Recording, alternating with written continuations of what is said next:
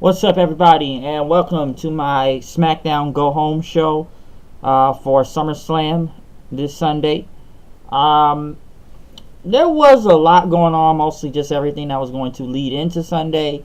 Some good, some bad. A lot of focus on tonight was the Daniel Bryan and Miz, pretty much history, a three-part video thing to why this feud is 8 years in the making for this Sunday, which they really focused on a lot. But we kicked off the show with Charlotte, Becky Lynch, and Carmella in the ring, pretty much in the ring, cutting a promo. Well, Carmella was pretty much dressed for a promo. Becky and Charlotte looked like they were ready for a match. Carmella pretty much talked about, like, why do I have to defend my title? This is ridiculous against both of you. I've already beaten Charlotte twice and everything, and she is a fabulous champion. And I'm still going to be a champion coming out of SummerSlam. But Becky, went on to say that Charlotte being in this match is, it's going to be much harder now. But it won't derail her from getting the title. That Charlotte's an amazing athlete. And that the strategy is just to dismantle Carmella and everything to go on one. But, and then both of them were going to go out with each other. But Carmella pretty much said, yes, you are a multi-time champion, but I've beaten you twice, as before. Charlotte pretty much didn't talk about Carmella. She was afraid, and that the only reason why you've beaten me, that, you're just a diva in the women's division of this world. And Carmella says, I am a diva. And, compared to you two, pretty much. And that she has the charisma, and that she is a champion, and, and everything, but pretty much Becky and Charlotte laughed there and did their little tea thing. As the promo went on, Paige came out and pretty much told Carmella, let's thank you, Mella chant, and thank you for this match, and there's everybody's chanting that. She pretty much said that, Carmella, you go sit at the announce table and do what you do best. As once again, Paige now makes tag team matches every week, it looks like. Becky and Charlotte, this time they go against Mandy Rose and Sonya Deville. So they had one tag team last week, now we got one this week. But I will say the diva line, though, was a shot. I will say that. Especially when they've been trying to get away from that word diva for like forever. But Carmella is now embracing it. So, somewhat strange in a way from this. Carmella listening on commentary. This is another tag team match, to be honest. Like I said, this kind of took up some time here. Becky won with Disarmer, taking pretty much both out, Rose and Deville. Kind of like last week when Charlotte took out the Iconics to get the win. Becky got the win here, disarming her as they both looked at Carmella as Carmella stood on the announce table. Pretty much, holding up the belt. So, which one will turn heel, maybe? I know a lot of people saying that throughout this triple threat match. I still think Becky's going to turn heel. Hopefully this isn't another long, drawn-out feud like it has done with Sasha Banks and Bayley, and hopefully this will be better. They didn't want the Miz and Maurice on the screen. Pretty much talk about a second season for their show, Miz and Mrs. I have not seen one episode. What are they, 3-4 episodes in? And hey, second season, there you go. So that's one thing. Becky and Charlotte pretty much were in the backstage talking about the match this night. Said it made the best woman win. And Becky said, yeah, she will. And said, yeah, I'm going to do this. So that was going to go down. So it looked like Becky just pretty much said, I'm going to win. I'm going to beat you this Sunday. And Charlotte, okay. And they just kind of had the waters and they walked off from each other. Some team called the Triple Threat, which last time I remember, I thought it was in, what was it, ECW with Shane Douglas, Chris Candido, and Bam Bam Bigelow, and Francine was the manager. I don't know who these guys call themselves the Triple Threat were. I think we got the wrong team name here. The Bludgeon Brothers came in and just beat up these job guys and destroying them all over the place like last week. Do they really need to be going against jobbers at this point? They're the champions.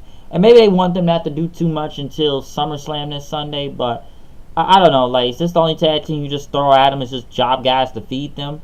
I don't know, man. The whole Bludgeon Brother thing hasn't really worked out, and I don't really think they're over. They're just like, I don't know, this whole, like, gimmick, I still think they look like comic book villains, but they haven't really shown any type of character development. I just, talk about bludgeoning and beating people up. So they haven't really done a good job with them. I still think they're really going to lose the titles this Sunday to the New Day, so I really see that happening. They also talked about Smackdown 1000 coming in October. Supposed to be a lot of people there. I think they said Cena was going to be there. Rock. If The Rock is coming back, that's good. Undertaker, I believe, are confirmed for the 1000th episode of SmackDown. And I gotta say, I've been from SmackDown since the beginning, so the fact that it's 1,000 episodes, it is really great. And like I said, I've literally been there since 1999 watching this show. Okay, I've been watching this show for a long ass time since I was little, all the way up to now, from the Attitude Era up to this era of SmackDown as we speak. The New Day went against Sanity. Happy birthday to Big Kofi. It was a happy birthday chant for him. What the hell do they have Killian Dane wearing? Like, why is Killian Dane, what kind of gear did they give him? I'm sorry, but what is this gear that they gave him? This singlet or something? I know somebody said he looked like King Kong Bundy on here tonight, but I don't know, man. Sanity, listen, New Day won, and New Day's super over and everything, but Sanity is just getting jobbed out on. Alright, they're just pretty much jobbing the people on here, and they've lost to the New Day win. I'm surprised Dane took the took the pinfall here, because I think they hit the not the midnight hour, but the up down on the win for on Dane to get the pretty much pinfall on him for the win for the New Day. So I'm actually very, very surprised that Killian Dane, you think they were trying to protect the big guy out there, but it's like, hey, he took a pinfall. But once again, this is what happens all the time when we bring these NXT guys up to the main roster. They get lost in the shuffle, and this is what you have now. It's Sanity. They're just pretty much jobbing out, all right? They're just job guys. So they're not really doing shit. And that's all they are. So I don't even understand Killian Dane's gear and Sanity. They even really don't get any type of reaction when they come out there, to be honest with you. So nothing. They get no type of reaction. I guess going into the Daniel Bryan Miz video package just throughout the entire night. Pretty much we got on the first one, which focused on the horrible version of NXT all the way going back to 2010 when they were doing the pros and the pros and rookie thing back in NXT when they were doing that, as they talked about each other from their match in 2010 when Daniel Bryan was actually on Raw and beat The Miz as he was going to be his own guy. But that's where it all started, was that we had to skip Nexus and maybe some other stuff, but the focus was on Bryan and Miz at the time, as Miz saying, I was in WWE 5 years, and he was like, U.S. champion tag team. He was U.S. champion tag team champion at the time. And, he was already had a lot of success going on. So that's where The Miz was going. They even went to the second part, was when I believe Daniel Bryan had to retire, and then he was the GM on SmackDown. Even talk about their title wins at one point, from Daniel Bryan main event in WrestleMania, becoming the WWE champion, and The Miz cashing in his Money in the Bank contract on Randy Orton all the way back in November of 2010. Becoming the WWE champion also. As they talked about the title histories and the stuff they done, they kind of talked about them from the infamous promo they did on Talking Smack, just to really getting this over throughout the night. The video packages were not bad, okay? They were really, really great. So they just Miz acting arrogant throughout the thing. It's Daniel pretty much talked about why he was doing this and why he had to retire until making his big comeback this year to be a part of WrestleMania. And the third one pretty much focused on the end of it, kind of pretty much up to now, really.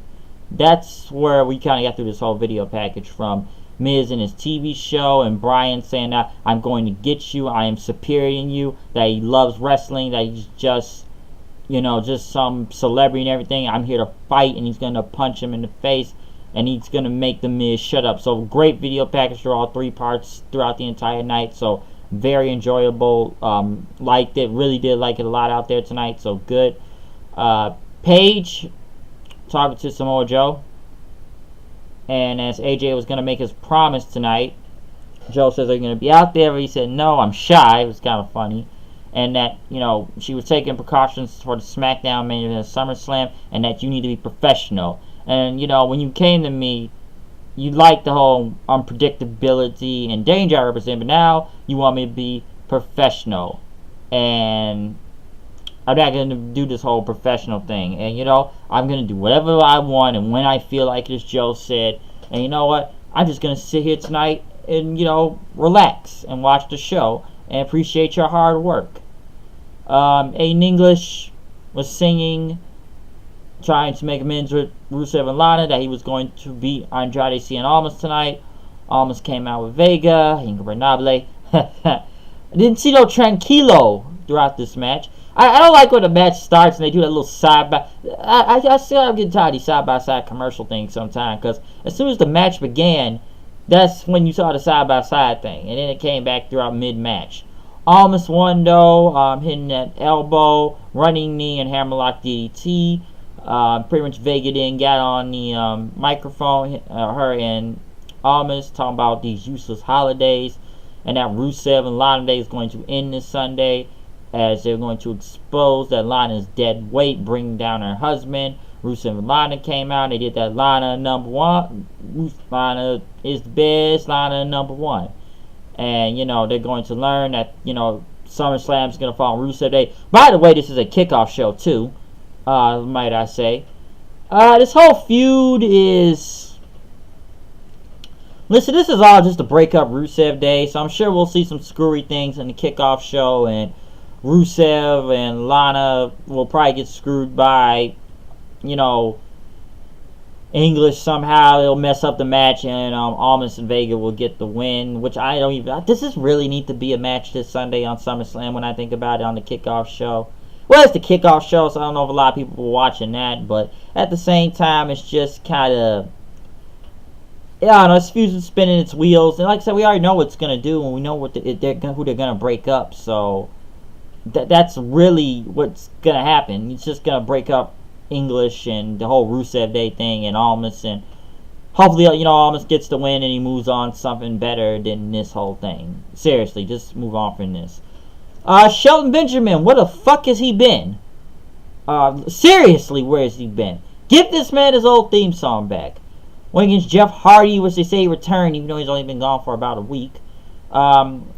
Jeffrey returned up the win here. Not a bad match, even though he hit a twist of fate and some running frog splash and out of Swanton. That was kind of strange. Could have just pinned him after the twist of fate, but he beat him. Nakamura came out, tried to come after Hardy. Benjamin got distracted him, but Nakamura was going to hit a Kinshasa, but Jeff hit the twist of fate. And then a Swanton. Randy Orton was,